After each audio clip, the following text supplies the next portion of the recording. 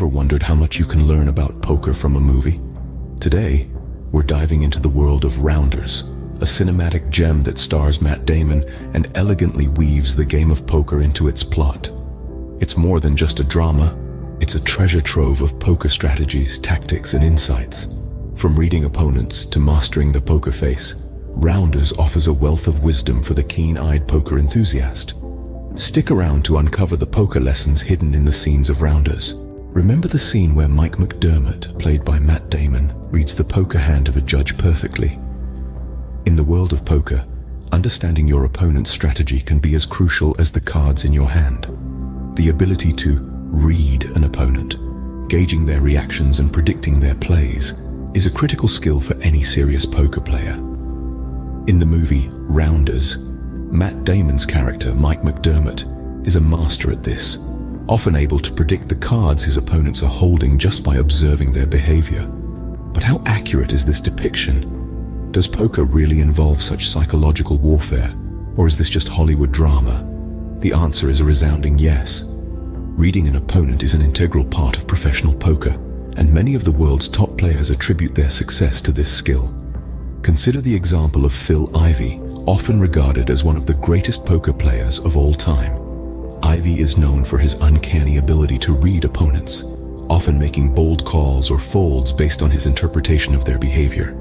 Let's take another example. Daniel Negreanu, another titan of the poker world, is famous for his ability to read souls. He's been known to correctly guess his opponent's exact hands, much like McDermott in Rounders. However, while movies might make it look easy, reading opponents in poker is far from simple. It's a skill that requires keen observation, meticulous attention to detail, and a deep understanding of human psychology. It's about noticing the subtle changes in an opponent's demeanor, the way they hold their cards, or the slight hesitation before they make a bet. Furthermore, it's about understanding the context. A nervous twitch might mean a weak hand in one situation, but in another, it could be a bluff. There's no rule book for reading opponents in poker. Each player is different, with their own tells and bluffing techniques. So, reading your opponent, it's not just a Hollywood trick, it's a real poker strategy. This is an art form, a psychological game within the game that can often determine the difference between winning and losing. So, the next time you find yourself at a poker table, remember Mike McDermott and try to read your opponents. Who knows? You might just find yourself one step ahead. Recall the scene where Mike tells Worm, "You don't just play the cards, you play the man." This line is a powerful reminder that poker is not merely a game of chance, but a game of skill, strategy, and psychological warfare. In the world of poker, the ability to read your opponent can be as vital as knowing your hand. It's about understanding their play style, their habits, their tells. It's about reading the subtle cues in their body language, the way they bet, even the way they hold their cards. In the movie Rounders, we see this strategy in action. Mike, portrayed by Matt Damon, is a master of this art. He doesn't just play his cards, he plays the player. He observes, he learns, he adapts. He uses his understanding of the player opposite him to inform his decisions and dictate his play. Now, you might be wondering, how does this translate to real-life poker? Well, it's no different. In fact, playing the player is a strategy employed by some of the world's most successful poker players. It requires a keen eye, a sharp mind, and a deep understanding of human behavior. For example, if you notice your opponent tends to bet big when they have a strong hand and fold quickly when they don't, you can use this information to your advantage. If they bet big, you know to be cautious. If they fold quickly, you can push the pace and potentially steal the pot. However, it's important to remember that this strategy is not infallible. Just like in the movie, your opponents are also observing you, learning your habits, and adapting their play accordingly. It's a constant game of cat and mouse, a dance of deception and deduction. So next time you sit down at the poker table, remember Mike's words. Remember that you're not just playing the cards in your hand, you're playing the player across from you.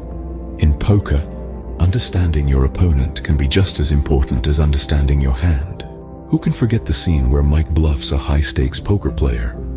Yes, that's right, the art of bluffing. A tantalizing dance between truth and deception, bluffing is a strategic weapon in the arsenal of every successful poker player. In the movie Rounders, Matt Damon's character Mike McDermott showcases this strategy in an unforgettable way. But how does this cinematic representation compare with real-life scenarios? In reality, bluffing is not just about the dramatic tension and the player's guts like in the movies.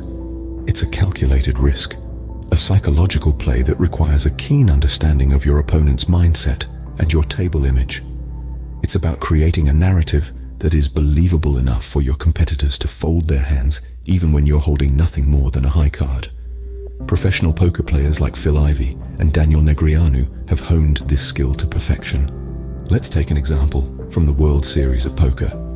Ivey, with nothing more than a 9 high, bluffs his opponent into folding a pair of 6s. How? With his reputation and a well-placed bet. He crafted a story that his opponent bought into. His confidence, his table image, and his bet sizing all contributed to the bluff. Another example is Negreanu's famous bluff against Moneymaker. Despite holding only a 4 high, Negreanu managed to convince Moneymaker that he had a stronger hand. This bluff was not just about the cards, but about reading the opponent, understanding his tendencies, and exploiting them. In both these instances, bluffing was not just a cheeky play or a desperate move. It was a strategic decision, a deliberate act of manipulation to turn the tide in their favor. It's a game of nerves, a test of your ability to maintain your poker face while your heart races with the thrill of the bluff. So, while Rounders may have dramatized the art of bluffing, the essence remains the same. It's about understanding your opponents, crafting a believable narrative, and having the courage to follow through. Bluffing, a risky yet rewarding poker strategy when done right. Remember how Mike never lets his emotions show on his face during a game? That, my friends, is the power of a poker face. A key strategy that separates the amateurs from the professionals. It's a silent weapon used to keep opponents guessing and second-guessing. In the movie Rounders, our protagonist Mike, played by Matt Damon, displays an impeccable poker face. Regardless of whether he's holding a royal flush or a pair of 2s, his expression remains unflappable, a mask of neutrality that reveals nothing of his hand. This is not just a Hollywood dramatization for dramatic effect. In real-life poker, a poker face is a crucial part of your arsenal. When you sit at that table, you're not just playing your cards, you're playing your opponents. And the less they know about what's going on behind your cards, the better. A poker face is more than just a blank expression. It's a way of projecting confidence, of throwing your opponents off balance. A good poker face can make a weak hand seem strong, and a strong hand seem weak. It can lure your opponents into a false sense of security, or make them fold when they should hold. Imagine the power of being able to control how others perceive your game. That's the power of a poker face. It's not about being emotionless. It's about controlling those emotions, not letting them control you. The poker face is a skill, and like any skill, it can be honed with practice. It's about maintaining a consistent demeanor, whether you're holding the nuts or nothing at all. It's about understanding that poker is a game of information, and the less you give away, the better. So the next time you find yourself at a poker table, remember Mike. Remember his calm, his unflappable demeanor, his unwavering poker face. And remember, in poker, as in life, it's not always about the hand you're dealt, but how you play it. A good poker face can be a player's greatest asset. So, what can a poker player learn from Rounders? Well, quite a lot actually. This film is filled with invaluable poker lessons that can transform your game if you pay close attention. Let's start with reading your opponents. Rounders demonstrates that understanding your adversary is just as critical as understanding the game itself. It's about identifying their habits, their tells, and their strategies. This insight can provide you with a significant edge, allowing you to predict their moves and adjust your game accordingly. Next, the film emphasizes the importance of playing the player, not just the cards. It's not always about holding the best hand, but knowing how to exploit your opponent's weaknesses. The cards are just tools. It's the mind games that make the difference. Then there's the art of bluffing. Rounders shows us that a well-executed bluff can turn a losing hand into a winning one. It's about confidence, timing, and understanding the risk versus reward. And let's not forget the value of a poker face. Keeping your emotions in check and masking your thoughts can make all the difference between winning and losing. As Rounders illustrates, a good poker face can be your most powerful weapon at the table. Rounders not only entertains but also enlightens us with invaluable poker strategies. So, the next time you watch it, remember, there's more to it than just the drama.